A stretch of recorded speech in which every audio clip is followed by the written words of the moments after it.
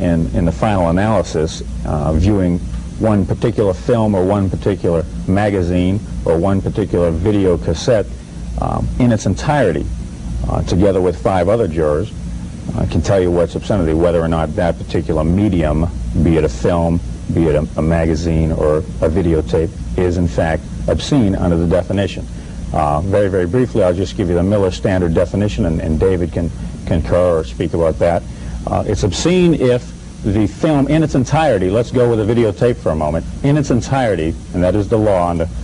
the Miller Standard, is patently offensive, appeals to the average person in the community, and the community is defined to mean county by county, their prurient interest, prurient meaning shameful or morbid interest in sex, rather than a healthy, wholesome interest in sex, and I stress and, not or, and lacks serious, accentuating the word serious,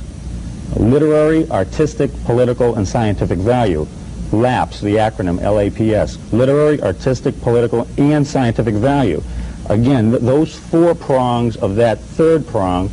patently offensive being the first, prurient interest being the second, and in the third, the acronym LAPS. All 7, if you will, of those of that criteria must be met. If the state, if the government fails on one, if that film, that tape, has some scientific value, serious scientific value, not some quasi-plot that's put in there as a subterfuge to give it some sort of artistic value or scientific value or political value